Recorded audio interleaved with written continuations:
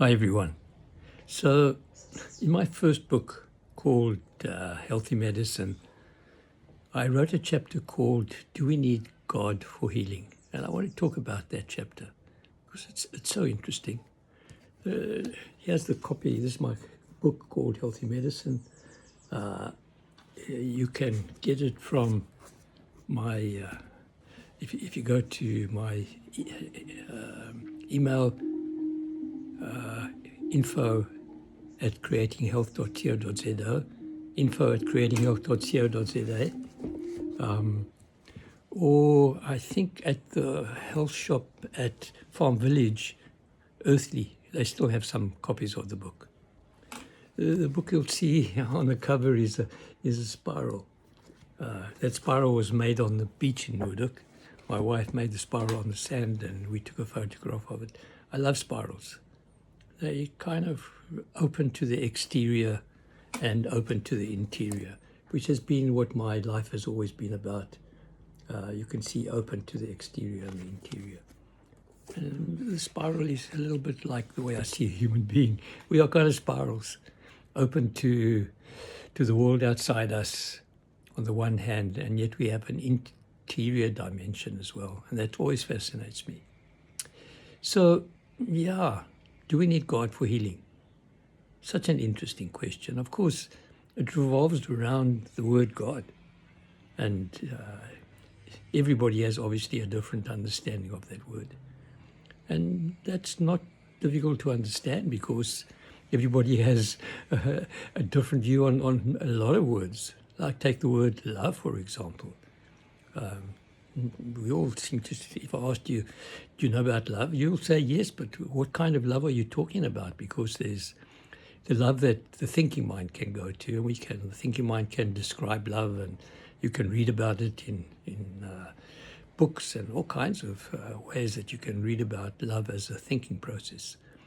And then there's also emotional love, and that's very, very different to the love that you can write about.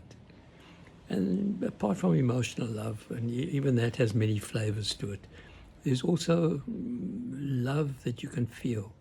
It somehow feels much deeper than emotional love. And I've often talked about the difference between feeling and emotions. And then there is another kind of love, almost a transcendental love, which is not emotional, and even transcends feeling. It goes deeper than that. It's a love that you can hardly even give words to. It's boundaryless love, without any boundary. So it's not even for someone. It's for the world. It's universal. You could almost call it God's love. So love has many components to it. And when we start to talk about God, well, again, we get stuck. You know, what God are you talking about? Are you talking about God in heaven? Well, the trouble is with God in heaven is that now you've localized God into a space. Well, you know, if you take the word infinity, for example, does infinity have space to it? I mean, is it in a space? Can you go to infinity? Obviously you can't. Infinity is infinite. It's present everywhere. It doesn't have any boundaries to it. So it doesn't have any limits to it. It's infinite. You can't say infinity is finite. It's not infinity anymore. So infinity is a lovely word that I often bring up in conversations and the way I talk to myself sometimes, because infinity is a little bit much closer to the word God. God has no boundaries to it. It's even difficult to talk about. And you obviously can't talk about God in heaven. Well, then you're talking about a limited God, even more limited than infinity. So infinity is boundaryless. It has no limit to it. It's everywhere and nowhere. And yet somehow infinity seems to contain everything. Everything is in infinity somehow. And for me, that's much closer to what I can understand as God. So, do we need God for healing? Because that's always been my deep concern. and certainly I don't have any problem in bringing the Word God into my life. I once was talking to a physicist. He was professor of physics at the time. And I said to him, I heard that you're a reborn Christian. How do you manage to combine your reborn Christianity and your belief system with the fact that you're professor of physics? And he said to me, no. He said, I don't bring them together. I keep them totally separate. That's problematic to me. It means that he lives two lives, two realities, and he can keep his belief system of God on one side and science on the other as if they're not connected, as if somehow God has got nothing to do with science. So therefore, because God's got nothing to do with science, he can keep these two polarities totally separate. I can't do that. There's no way that I can keep the quality of God that I understand away from out of my life and say, oh yeah, there's God and there's my life. So do we need God for healing? Well, see, that's so interesting, because when you think about even the word love, does love help healing? If you feel love, do you feel better than if you feel anger and resentment? So there is a quality over here that we need to understand. Love in all its components: emotional love, feeling love, transcendental love, even thinking love. Just thinking love is enough to make one feel better. And there's a lot of evidence for that.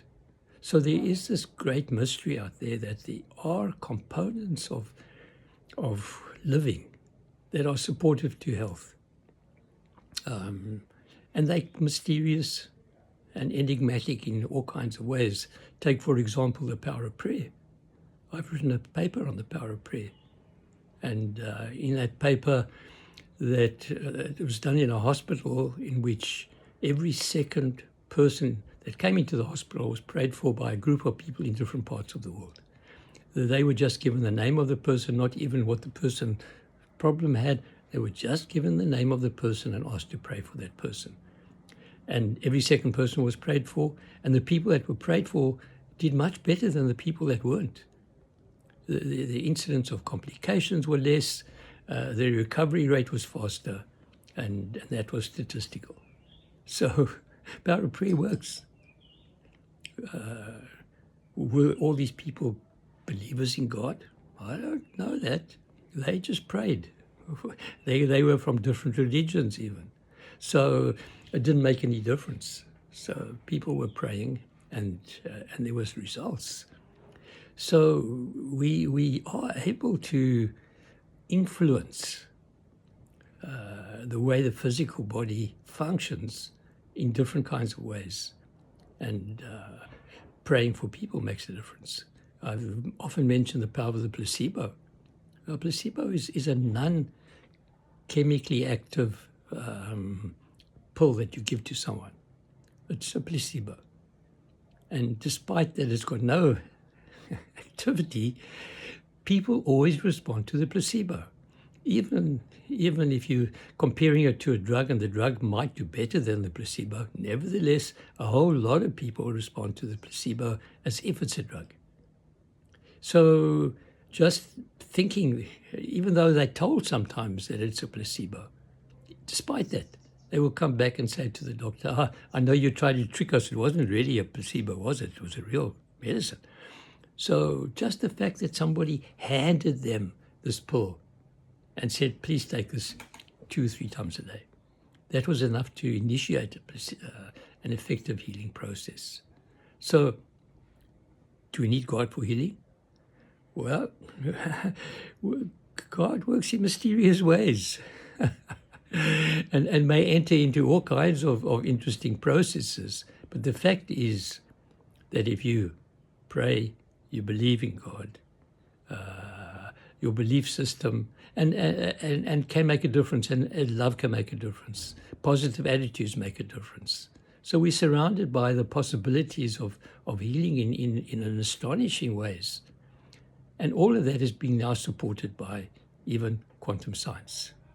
Because quantum science says, and this has been major, quantum science says the observer makes a difference to outcome.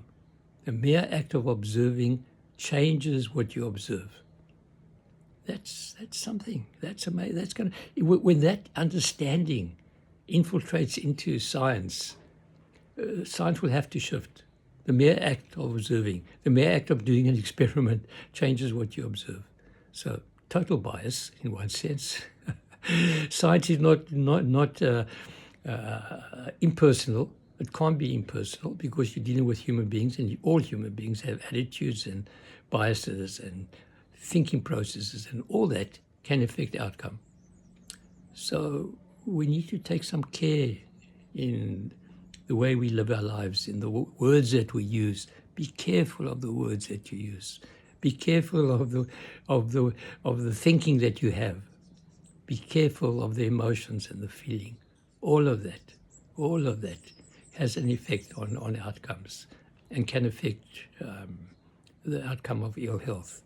So be careful of a negative attitude towards ill health. Be careful of what doctors say to you about a diagnosis. The diagnosis is scary. One has to be so careful because people ask, what's the diagnosis, doctor? Oh, you have cancer. Yeah, it's true. But if you don't also point out that cancer is the top of the iceberg, that there are lots of underlying factors involved. Lifestyle changes can be made. Attitudes can be shifted. The way you think about yourself can make a big difference. The way you think about your circumstances, all of that. We are creative beings. We're standing at the edge of creativity. We are alchemists. And we need to start to take back our power and to use our thinking, our feeling, and emotions, and all the qualities that we've been given to create a universe that we would like to live in. We have the power to do that. Take care.